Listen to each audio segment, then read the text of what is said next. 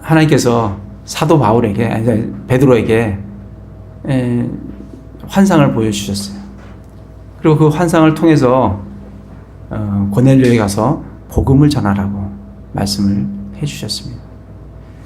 그래서 그걸 통해서 이 하나님께서 하시고자 하는 것은 유대인들의 그 유대주의, 율법주의, 유다이즘을 깨는 것이 하나님의 일이었습니다. 왜냐하면 하나님께서는 사도 바울 한 사람을 회심시키고 9장에서 10장에서 유대인들의 그 유대의 틀을 깬 다음에 이제 정말 11장부터 12장 넘어가서 이방인 선교를 이제 시작하시는 그쯤에서 유대인들의 틀을 깨고자 했습니다. 그러나 그 유대인 틀이 잘 깨지지가 않습니다. 그래서 정말 지금까지도 요즘 보면 메시아닉 주라는 사람들이 나타나서 자기네들은 예수님을 메시아로 인정은 하지만 자기네들은 그리스도인이라 불리지 않고 자기네는 유대인이다 라고 불리는 그런 메시아닉 주 같은 그런 이단들도 나오게 됩니다. 이들이 율법주의자들이에요. 안식교도 마찬가지예요. 자기네는 예수님 믿는다고 하지만 절기는 음식 규례는 다 지키려고 하는 그런 율법주의자들이 아직까지 성행을 하는 걸 볼 수 있습니다. 우리가 말씀 위에 말씀을 잘 알고 그 말씀에 견고히 서서 아직도 이렇게 사람들 유혹하는 그런 이단들의 정말 유혹의 경계심을 가지고 살아가도록 하셔야 될 것 같습니다. 오늘은 사도행전 11장 19절에서 30절 말씀을 중심으로 그리스도인이라 불리니라 라는 주제로 말씀을 전하고자 합니다. 19절에 보면 이제 스데반으로 인하여 일어난 핍박으로 말미암아 널리 흩어진 자들이 멀리 베니게와 키프로스와 안디오게까지 여행하며 오직 유대인들에게만 말씀을 선포하더라. 이렇게 이제 말씀을 하십니다. 스데반으로 인해서 핍박이 일어났어요. 그래서 핍박이 일어난 사람들이 각 곳으로 흩어졌습니다. 이 사람들이 어디까지 가냐면 베니게.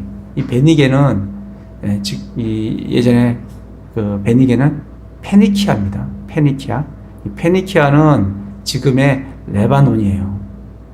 다시 말하면 두로와 시돈이 있던 지역입니다. 갈릴리에서 서쪽으로 그리고 북쪽으로 서북 쪽에 있는 해안 지역이 이 베니게입니다. 그쪽까지 핍박받은 사람들이 갔다는 거예요. 그리고 키프로스는 그 지중해에 보면 조그만 섬이 있습니다. 거기가 키프로스예요. 그리고 안디옥까지. 이 안디옥은 시리아에 있는 도시예요.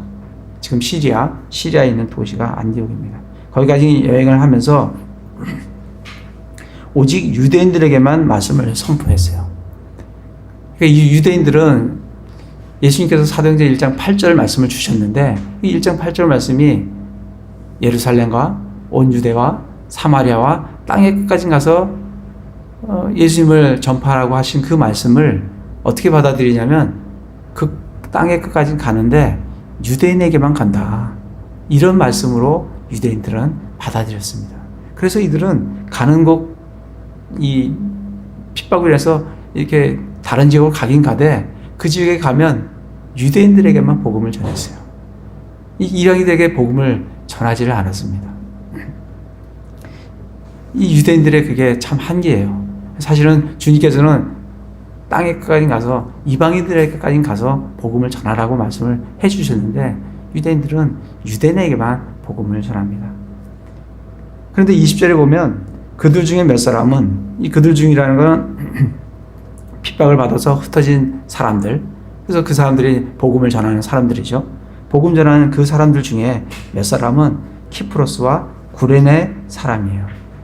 이 구레네라는 도시는 어디에 있냐면 이집트 옆에 보면 지금 리비아라는 데가 있어요. 그 리비아 그 북부에 보면 구레네라는 도시가 있습니다. 구레네 아프리카 사람들이에요.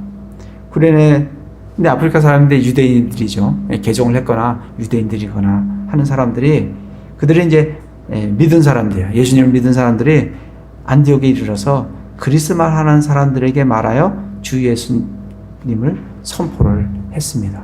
사실 이러한 방향을 이렇게 트는 게 사실 쉽지가 않아요. 늘 유대인들에만 전하다가 어느 날 갑자기 그리스 말하는 사람들에게 복음을 전하려고 하는 방향을 트는 게 간단한 것 같지만 그렇게 쉽지는 않습니다.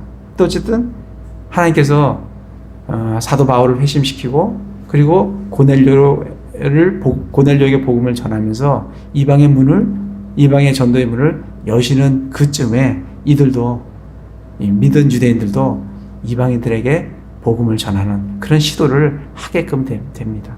그래서 그들도 그리스 말하는 사람들에게 말하여 주 예수님을 선포를 했습니다. 그러자 21절에 주의 손이 그들과 함께 함으로 많은 수의 사람들이 믿고 주께로 돌아오더라. 그래서 주님의 손이 함께 하셨어요. 주님이 원하시는 것은 이방인에게 전도를 하시는, 전도의 문을 여는 게 주님의 뜻이기 때문에 주님의 손이 함께 하심으로 많은 사람들이 믿고 주님께로 돌아오는 그런 역사가 일어나게 되었습니다. 그런 일이 일어나자 22절에 그때 그 일에 관한 소식이 예루살렘에 있던 교회의 귀에 들어갔어요. 예루살렘에 있는 사도들과 장로들이, 또 믿는 유대인들이 그 소식을 들었습니다. 아, 이방인들도 정말 예수님을 받아들였구나, 믿게 됐구나. 사실 빌립이, 우리가 8장에 보면 빌립이 사마리아에서 복음을 전하면서 이디오피아 내시에게 복음을 전합니다. 이디오피아가 이방에 있는 사람이지만 사실은 그런 이방인은 아닙니다.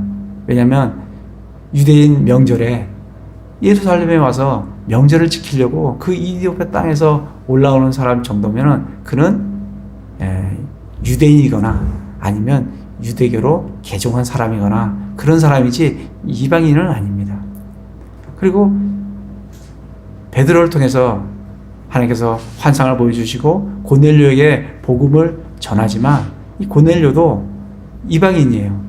백부장이니까, 이탈리아 백부장이니까 이방인이에요. 그러나 그는 유대 땅에 있는 이방인이에요. 그러니까 많은 유대의 문화와 그런 전통과 이런 걸 많이 접해본 그런 이방인입니다. 그런 사람하고 지금 이 안디옥에서 그리스 말을 하는 사람들에게 복음 전하는 이 그리스 말을 하는 사람들은 순수 이방인들이에요.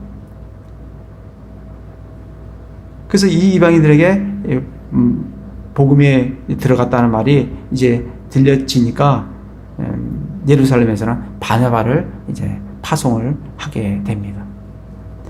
예루살렘에서부터 안디옥까지는 굉장히 먼 거리입니다.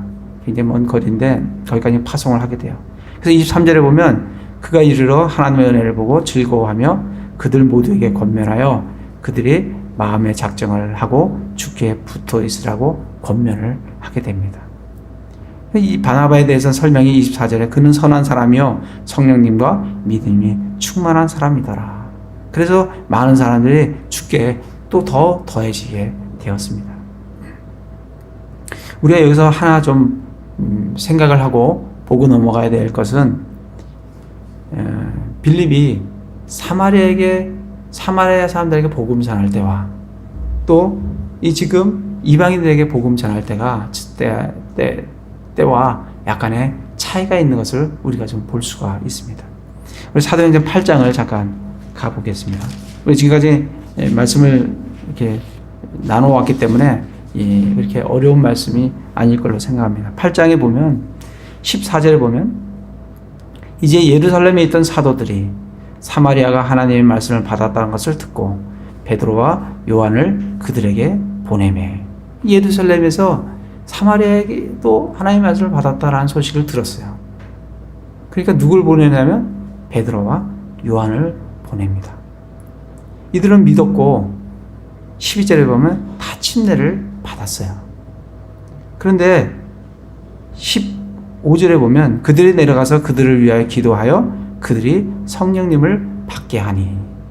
16절에 보면 이는 아직 그분께서 그들 중에 아무에게도 내려오지 아니하셨고 그들이 다만 주 예수님의 이름으로 침례를 받았기 때문이더라.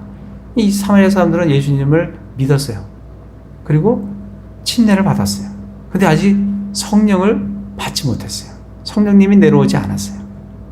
그래서 베드로와 요한이 사마리아에게 땅으로 가게 되었고 17절에 보면 그때 그들에게 안수함에 그들이 성령님을 받으니라. 이렇게 사마리아가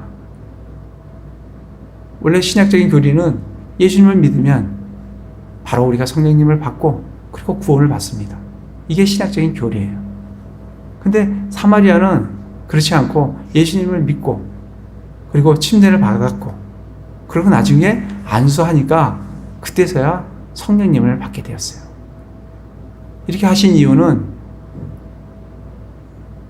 예루살렘에 있는 사도들과 그리고 거기에 믿는 유대인들이 사마리아가 하나님의 말씀을 받고 그들도 구원을 얻었다는 것을 확신하기 위해서는 기둥과 같은 베드로와 요한이 사마리아에 가서 그들 위에 기도함으로 말미암아 성령님 내려오는 것을 봄으로 말미암아 그런 확신을 그들이 갖게 하기 위해서 기다렸다가 베드로와 요한이 올 때 그러한 일들을 일으켜 주시는 것을 볼 수가 있습니다. 사실 오늘 우리 말씀에 보면 그럼 이번 이방인 때는 왜 그렇게 또 안 하시느냐? 이방인 때 보면 지금 유대인들이 복음을 전해서 믿는 사람들이 복음을 전해서 그리스도 말하는 사람들이 믿음을 갖게 됐어요. 바나바가 왔어요. 근데 바나바가 무슨 안수를 하고 성령을 받게 하는 일들이 전혀 기록이 안 되어 있습니다. 그럼 왜 사마리아 때는 그렇게 하셨고 왜 이 이방인 전도 이때는 왜 그렇게 안 하셨는가? 그거는 우리 사도행전 10장에 보면 베드로가 고넬료에게 복음을 전할 때 10장에 보면 어떻게 돼요? 말씀하는 중에 성령님이 내려오세요. 성령님이 내려오시고 그리고 사도행전 2장과 같이 타원어로 얘기하는 그런 이적들도 동일하게 보여주세요. 그걸 통해서 베드로와 또 베드로와 함께 갔던 6 형제들이 그걸 보고 이방인들에게도 우리와 동일하게 성령님이 임하시는구나. 그것을 이미 확인시켜 주었고 그것이 예루살렘에 이미 다 보고가 되었고 예루살렘 사람들도 그러면 이방인들에도 구원에 이르는 회개가 이르렀구나 하는 것을 확인이 이미 됐기 때문에 이때는 베드로가 와서 별도로 무슨 안수를 한다든지 성령을 받게 한다든지 그런 일이 없어도 이미 이방인들은 이제는 예수님을 믿으면 바로 성령님을 받고 구원을 얻는다는 것을 우리가 알 수가 있습니다. 그래서 사마리아가 복음을 받는 거 하고 지금 이방인들이 복음을 받는 거하고는 약간의 차이가 있는데 그 차이는 베드로가 고넬료가 복음을 전한 그 사이에 그 내용이 있기 때문에 차이가 있다는 것을 잘 아시면 좋겠습니다. 이걸 말씀을 드리는 이유는 이러한 이유로 인해서 많은 이단들이 예수님을 믿지만 너희가 성령님을 받기 위해서는 안수를 받아야 된다라는 그러한 이단들이 있기 때문에 그래요. 그런데 유혹이 되지 않으려고 하면 왜 이런 말씀들이 이렇게 되었는지를 우리가 정확히 알게 되면 우리는 신약시대의 교회는 예수님을 믿으면 바로 우리가 성령님을 받고 구원을 받습니다. 근데 왜 이때는 사마리아 때는 그렇게 안 했느냐? 그건 하나의 역사적인 사건이고 하나님께서 그렇게 하실 필요가 있었기 때문에 그렇게 하셨다는 것을 잘 기억하시면 좋겠습니다. 그래서 바나바가 왔어요. 그래서 이 바나바는 24절에 보면 선한 사람이라 그래요. 그리고 성령님과 믿음이 충만한 사람이에요. 많은 사람들이 주께 더해졌습니다. 우리 이 바나바가 어떤 사람인가 좀 생각해 볼 필요가 있습니다. 우리가 바나바를 처음 접하게 되는 내용은 사도행전 4장입니다. 사도행전 4장을 잠깐 가보겠습니다.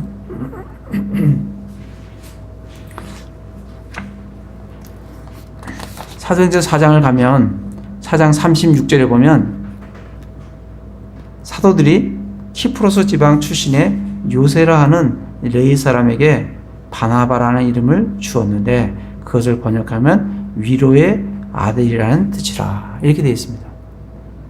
이 바나바는 원래 이름이 요세예요. 그리고 그는 어디 지방 사람이냐면 키프로스 지방이에요. 이 본토 예루살렘 이 유대 본토 사람이 아니에요. 그 지중해에 있는 조그만 섬 키프로스 그 지방 사람입니다. 그리고 레위 지파 사람이에요. 레위 사람이에요. 근데 그가 정말 신약교회에 많은 위로가 되었기 때문에 그의 이름을 요세라 하지 않고 바나바라는 이름을 주셔서 그는 위로의 아들이다. 이렇게 이제 사도들이 이름을 새로 지어주었습니다.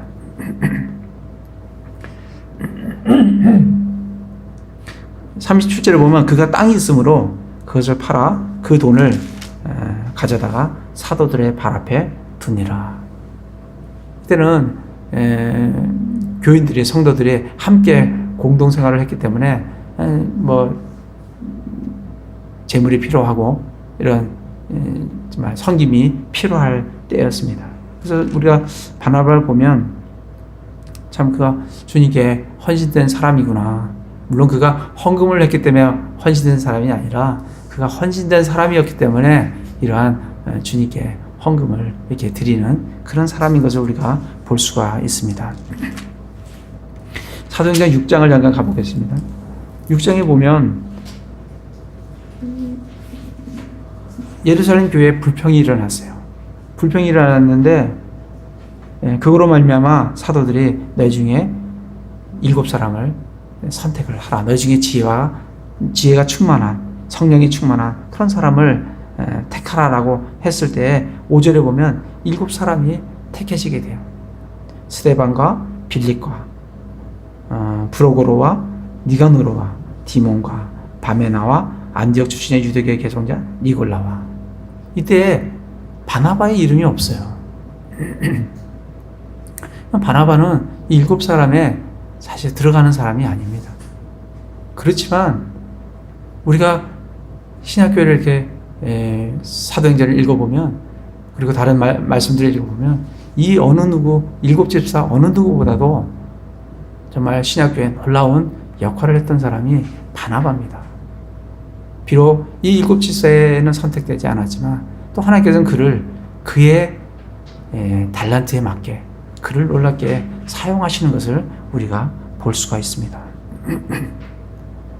9장에 좀 가보겠습니다. 사도행전 9장에 가면 사도 바울이 회심을 하게 됩니다. 회심을 한 후 20절에 보면 즉시 회당에서 그리스도를 선포를 합니다. 그리고 22절에도 보면 이분이 바로 그리스도임을 입증하며 그 다마스쿠스에 거하던 사람들을 당황케 해요. 그래서 유대인들이 사울을 죽이려고 합니다. 그러면서 26절에 보면 사울이 예루살렘에 가서 제자들과 합류하려 하였으나 그들이 다 그를 두려워하며 그가 제자가 된 것을 믿지 아니하되. 이 사도 바울은 회심한 이후에 갈라디아서에 보면 회심한 이후에 맨 처음에 어디로 가냐면 바로 예루살렘에 올라가지 않습니다. 여기에는 지금 예루살렘에 바로 가는 걸로 되어 있는데 이 사이에는 3년이라는 갭이 있어요. 갈라디아서에 보면 그가 회심한 이후에 아라비아로 들어갑니다. 거기서 다시 다마스쿠스로 다시 와요. 그리고 3년 후에 어디로 올라가냐면 예루살렘에 올라갑니다. 그 예루살렘에 올라가는 말씀이 26절 말씀이에요. 사울이 예루살렘에 가서 이게 3년 후에요. 회심 후 3년 후에요. 그러니까 26절과 25절 사이에는 3년이라는 기간이 있는 겁니다. 그 합류하러 갔는데 이 제자들이 그를 두려워해서 그가 예수님을 믿었다는 것을 받아들이지를 않아요. 그랬을 때 27절에 바나바가 그 바울을 데리고 사도들에게 가서 그가 길에서 주를 본 것과 또 그분께서 그에게 말씀하신 것과 다마스쿠스에서 그가 예수님의 이름으로 담대히 선포한 것을 그들에게 밝히 말씀해 주면서 사도들이 이 바울을 받아들이도록 중재 역할을 하는 사람이 누구냐면 바나바예요. 사실 이렇게 하기가 사실 쉽지 않습니다. 모든 사람은 자기가 쓰임받고 싶고 자기가 드러나고 싶지 누구를 이렇게 드러내고 주고자 하는 그런 마음을 갖는다는 게 그렇게 쉬운 마음이 아닙니다. 바나바는 바울이 하나님께서 예수님께서 바울을 어떻게 쓰시겠다는 것을 잘 알기 때문에 하나님의 뜻에 맞게 그 바나바를 사도들에게 정말 소개하고 그가 잘 쓰임받을 수 있도록 그를 안내하고 그렇게 이끄는 그런 바나바를 볼 수가 있습니다. 그래서 그 바나바가 사도 바울이 예루살렘에서 이 그리스 말하는 사람과 논박하다가 살해 위기에 당하니까 30절에 보면 형제들이 그것을 알고 그를 가이사라로 데려가서 다소로 보냅니다. 이 다소라는 데는 어디냐면 길리기아 지방에 있는데 길리기아에 있는 지방에 있는 도시인데 사도 바울의 고향입니다. 그래서 이 다소로 보냅니다.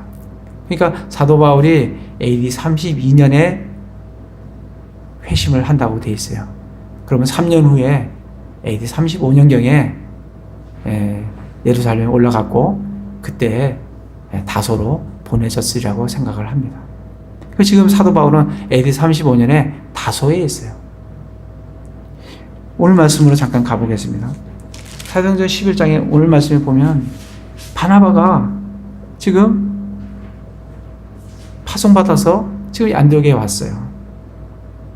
21절에 많은 사람이 주님의 손이 함께 하심으로써 많은 사람이 예수님을 믿게 되었어요. 또 24절에 보면 또 이 바나바를 통해서 또 많은 사람들이 주님께 더해졌어요. 그러니까 바나바 혼자로서는 감당이 안 되는 그런 안디옥 교회가 된 거예요. 그랬을 때 25절에 보면 바나바가 예루살렘으로 가는 것이 아니라 사울을 찾으러 다소로 가게 됩니다. 보통 같으면 예루살렘에 가기가 쉬울 것 같아요. 왜 자기가 예루살렘에서 왔고 또 예루살렘에는 사람도 많고 어떤 도움을 청할 수도 있고 할 텐데 그 예루살렘에 가지 않고 다소로 가요. 이 다소로 이때 사도 바울은 죽음을 피해서 다소로 갔고 거기서 열심히 지금 복음을 전하고 거기에서 주님의 일을 하고 있는 그런 상황이에요. 바나바가 사울을 찾으러 다소로 가서 사울을 데리고 와서 함께 26절에 보면 그를 만남에 안디옥으로 그를 데려오니라. 그들이 만 1년 동안 그 교회와 안디옥 교회죠. 함께 모이며 많은 사람들을 가르쳤는데 제자들이 안디옥에서 처음으로 그리스도인이라 불리니라. 그래서 지금 다소에 가서 바울을 데려다가 안디옥에서 바나바와 바울이 함께 이렇게 복음을 전할 뿐 아니라 그들을 가르치는 것을 볼 수 있습니다. 이렇게 바나바는 다른 사람을 세워주는 사람이에요. 다른 사람을 주님께 주님의 쓰임을 받을 수 있도록 이렇게 안내하는 것을 하는 그런 사람인 것을 우리가 볼 수가 있습니다. 그 뒤에 가서 사도행전 13장을 가보면 13장 1절에 보면 이제 안디옥에 있던 교회가 세워졌어요. 안디옥에 교회가 세워졌어요. 어떤 대언자들과 교사들이 있었으니 곧 바나바와 니게를 하는 시므온과 구레네의 누기오와 사분영주 헤롯과 함께 양육받은 마나엔과 사울이더라. 이렇게 지금 안디옥 교회의 주축이 되는 대언자와 교사가 있었는데 이 5사람이 있다라고 말씀을 해주고 있습니다. 안디옥 교회에 많은 사람이 믿었으니까 많은 사람이 있었겠지만 그러나 안디옥을 이끌어가고 있는 사람은 이 5사람인 것을 볼 수가 있습니다. 그때 2절에 보면 성령님께서 이르시되 바나바와 사울을 불러서 내가 시킬 일을 위해 그들을 불러서 내게로 구별하라고 말씀을 하시면서 바나바와 바울을 이방 전도를 위해서, 선교를 위해서 이들을 파송하는 것을 볼 수가 있습니다. 3절에 보면 안수한 뒤 그들을 보내니라 하고 바나바와 바울이 파송을 받게 됩니다. 우리가 성경 말씀을 이렇게 읽어보면 바울은 대단히 강직한 사람이에요. 철저한 사람이라 할까요? 아무튼 이 타협이 없는 사람이에요. 강직한 사람이에요. 반면에 바나바는 굉장히 유순한 사람이고 유연한 사람이에요. 온유한 사람이에요. 이 두 사람이 함께 다니면 누가 많은 상처를 받겠습니까? 상처받는 사람은 바나바가 상처를 많이 받을 거로 저는 생각을 해요. 근데 바나바는 그렇게 상처를 또 많이 안 받습니다. 왜냐하면 온유한 사람이기 때문에. 온유한 사람은 강직한 사람이 아무리 강직하게 해도 상처를 그렇게 많이 안 받습니다. 지금 4절부터 보면 13장 4절입니다. 4절부터 보면 바나바와 사울이 뭘 해요? 1차 선교 여행을 떠납니다.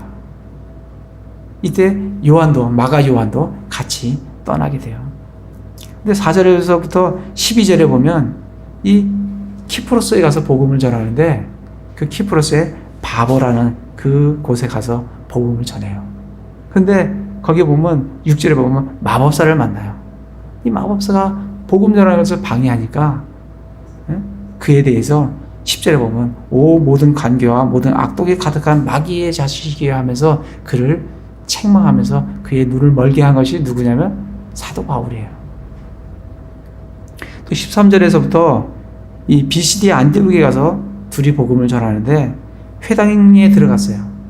회당에 들어갔는데 회당장이 말씀을 다 율법을 다 읽고 난 다음에 15절에 보면 너희가 백성을 위해 권면할 말이 있으면 하라라고 요청을 해요. 그러니까 누가 일어나요? 사도 바울이 일어납니다. 사도 바울이 일어나서 말씀 전하는데 17절부터 말씀 전하는 게 누가 전하냐면 사도 바울이 전해요. 바울과 바나바가 같이 다니지만 늘 드러나는 건 누가 드러나요? 바울이 드러납니다. 바나바는 그냥 묻혀 있어요. 그리고 14장에 가서도 13장에 그게 다 복음 전하는, 선포하는 내용이에요. 14장에 가서도 이제 이고니움에 가서도 복음을 전하고 14장 6절에 보면 루스드라라는 곳에 가서도 복음을 전해요. 여기에 보면 18절에 보면 태아에서부터 불구가 되어 결코 걸은 적이 없는 사람의 그 사람을 일으켜 세우는 사람이 누구냐면 사도 바울이에요.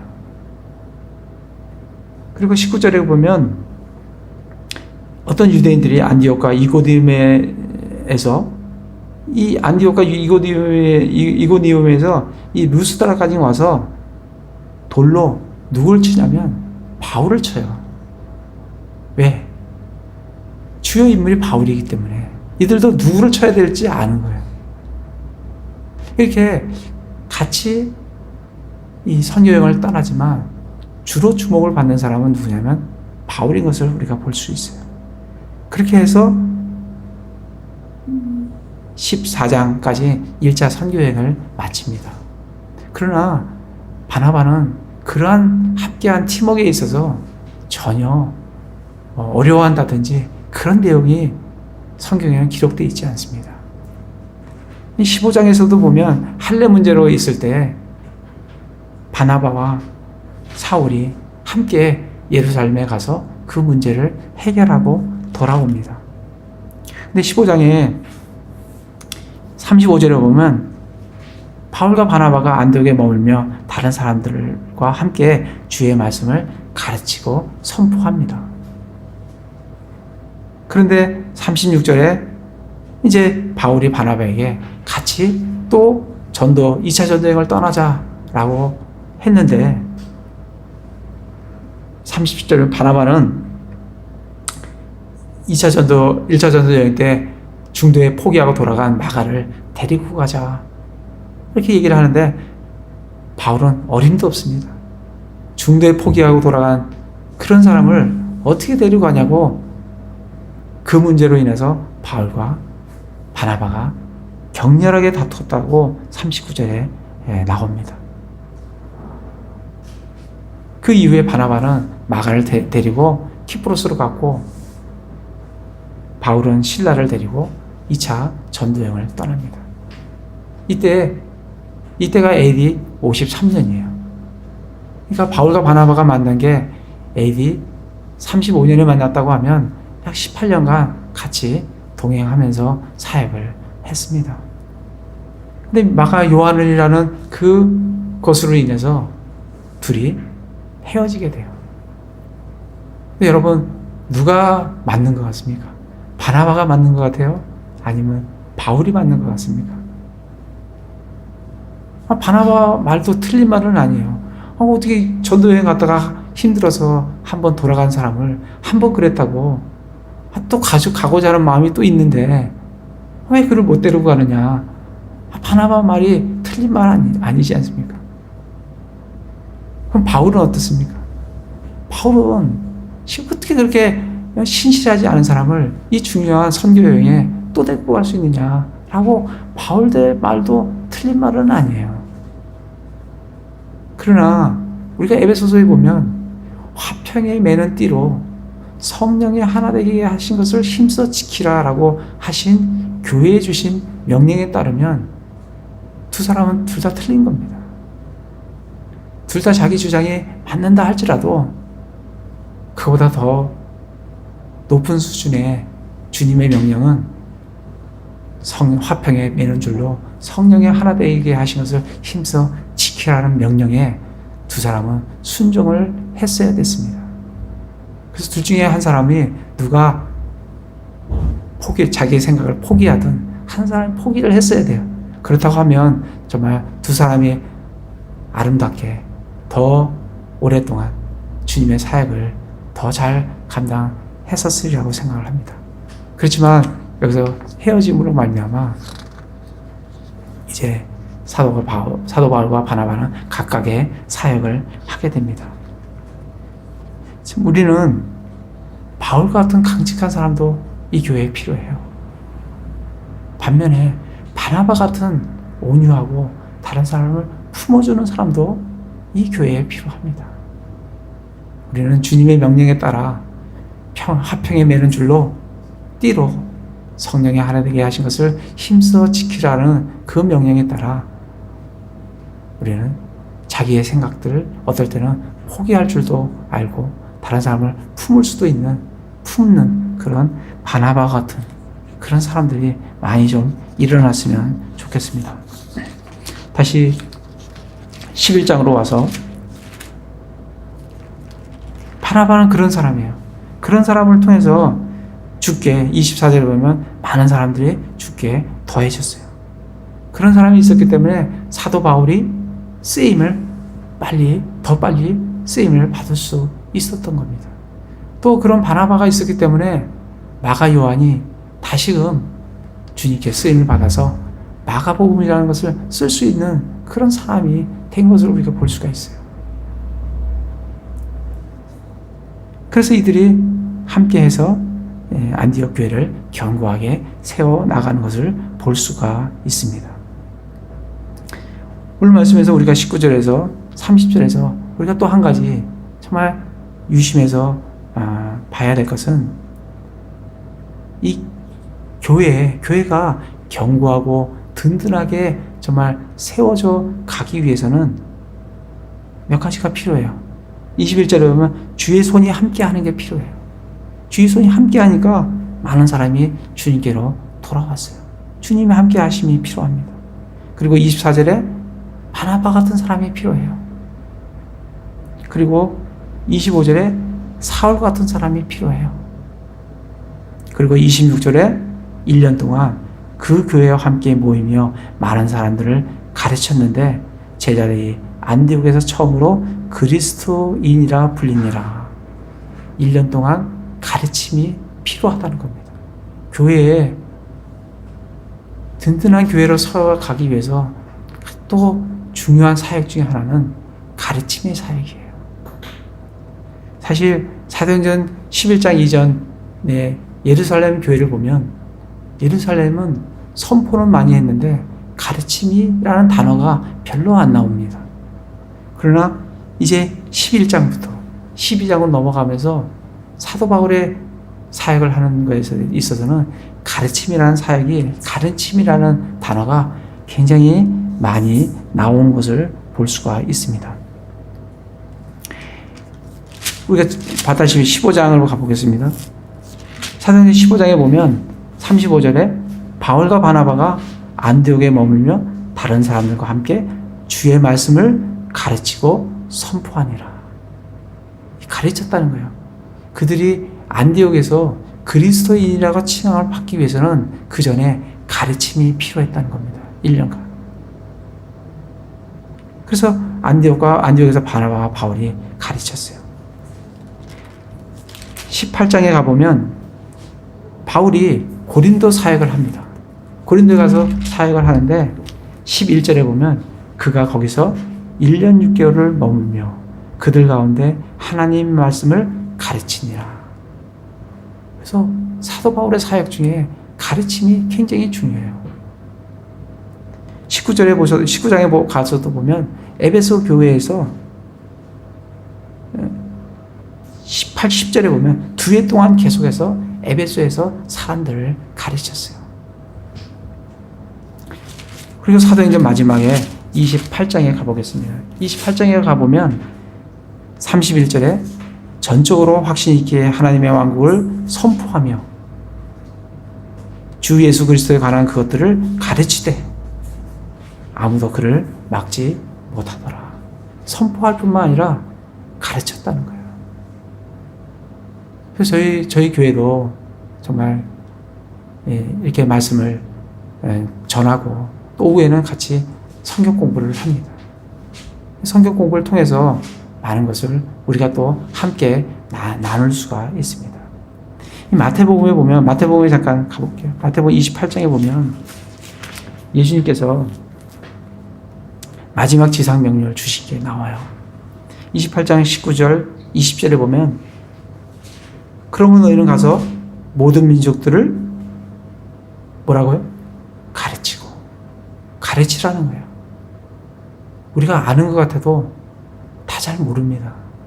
그래서 성경에서는 예수님이 모든 민족들을 가르치고 20절에도 보면 무엇이든지 내가 너에게 명령한 모든 것을 그들에게 가르쳐 지키게 해라. 지키게 하기 위해서는 먼저 올바른 가르침이 필요하다라고 말씀을 해주고 있습니다. 그래서 사도 바울은 디모데후서 2장 2절에 디모데에게 그렇게 권면을 해요. 내가 네게 들은 말을 충성된 사람들에게, 신실한 사람들에게 부탁을 해라. 그들이 또 다른 사람들을 가르칠 수 있으리라. 그래서 바울이 누구를 가르쳐요? 디모데를 가르쳤어요. 디모데가 신실한 사람들에게 신실한 사람들을 가르쳤어요. 그 신실한 사람들이 또 다른 사람들을 가르쳤어요. 그래서 사도 바울의 그 사역이 힘있게 그 대를 이어가면서 그 사역이 이루어진 것을 볼 수가 있습니다. 오늘 우리 말씀에서도 사도행전 11장에서도 안디옥 교회 12장에 보면 안디옥 교회 많은 사람이 있지만 5명이 있어요. 이들은 교사입니다. 대언자고 교사예요. 예루살렘 교회의 특징을 보면 그들은 뭐예요? 사도와 장로들 이렇게 나옵니다. 그러나 안디옥 교회의 특징을 보면 대언자와 교사라는 말이 나와요. 그래서 정말 예루살렘 교회는 사람들을 그렇게 많이 가르치지 못한 것을 볼 수 있어요. 그래서 15장에 가면 사도행전 15장에 가면 할례 문제로 인해서 예루살렘에서 왔던 형제들이 안디옥에 있는 사람들에게 잘못된 가르침을 가르치는 것을 볼 수가 있습니다. 그래서 정말 우리 교회도 안디옥에서 소수의 5사람이 교사가, 대언자가 그들로 인해서 교회가 견고하게 세워져 갔듯이 우리 교회도 그렇게 많은 인원은 없지만 정말 우리가 되어야 될 사람이 어떤 사람이냐면 우리는 가르치는 사람이 되어야 돼요. 우리가 가르침을 우리가 배워야죠. 우리가 정말